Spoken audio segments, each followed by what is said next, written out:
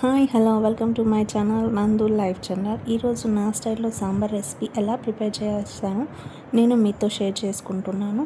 ముందుగా పప్పుని ఒక 2 అవర్స్ నానబెట్టుకోండి. ఏ పప్పు అయినా సరే 2 అవర్స్ మ్యాక్సిమం నానబెట్టుకోండి. అండ్ నెక్స్ట్ కుక్కర్లో ఒక 4 విజిల్స్ వచ్చే వరకు బాయిల్ చేస్తాను. అది మెత్తగా స్మాష్ అయిపోయి పేస్ట్ లాగా అవుతుంది. సాంబార్కి పేస్ట్ లాగా ఉంటేనే సాంబార్ అనేది టేస్టీగా ఉంటుంది. నెక్స్ట్ దానికి కావాల్సిన vegetables drum sticks, green chillies, onion and tomato and vegetables ఏవన్నీ వేసుకోండి. నేను క్యారెట్, బెండకాయ వేసుకుంటున్నాను. అవి నెక్స్ట్ ఒక పీసెస్గా కట్ చేసుకోండి.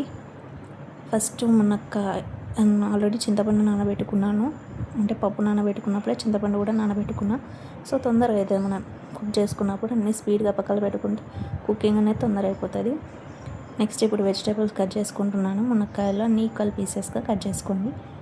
పీస్ మీరు సపరేట్ తీయాల్సిన పని లేదు. కట్ చేస్తుంటేనే ఆటోమేటిక్ పీస్ అనేది వచ్చేస్తుంది. అన్ని ఈక్వల్ పీసెస్గా కట్ చేసుకోండి. నెక్స్ట్ బెండకాయ మీడియం సైజ్లో కట్ చేసుకొని, మరి ఈ స్మాల్ పీసెస్గా కాకుండా. నెక్స్ట్ ఆనియన్ మీడియం సైజ్లో కట్ చేసుకోండి. ఆనియన్స్ మరీ పీసెస్గా కట్ చేసుకుంటే సాంబార్లో చెత్త చెత్త అనిపిస్తే నాకు తినబుద్ధి రాదు. అండ్ క్యారెట్ రౌండ్గా కట్ చేసుకున్నాను.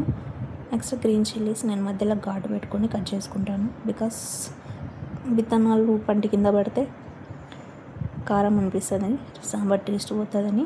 So next tomatoes medium size cut చేసుకోండి. మధ్యలో క్యారెట్ ఏదైనా వెజిటేబుల్ ఉంటే తినేసేయండి. నేను కట్ చేసుకున్న వెజిటేబుల్స్ ఇది. నేను ఆల్రెడీ పప్పు బాయిల్ చేసుకున్న కుక్కర్లోనే సాంబార్ ప్రిపేర్ చేసుకుంటున్నాను. ఫస్ట్ అందులో 2 టేబుల్ స్పూన్స్ ఆయిల్ పోసుకున్నాను. 2 టేబుల్ స్పూన్స్ అంటే చిన్న స్పూన్ కాదు, అది ఆయిల్ క్యాన్స్ ఉంటాయి కదా, దాంట్లో వచ్చే స్పూను. నెక్స్ట్ రెడ్ చిల్లీస్ వేసుకున్నాను. నెక్స్ట్ నేను చెప్పిన ప్రాసెస్లోనే ప్రిపేర్ చేసుకోండి, టేస్టీగా ఉంటుంది. నెక్స్ట్ వెల్లుల్లి, ఆవాలు కొంచెం ఎక్కువ వేసుకోండి, జీలకర్ర తక్కువ వేసుకోండి.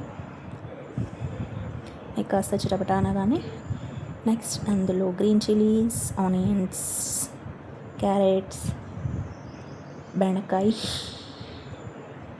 వేసుకొని ఒక 5 మినిట్స్ పచ్చివాసన పోయే వరకు వేగించండి. నెక్స్ట్ అందులో సాల్ట్,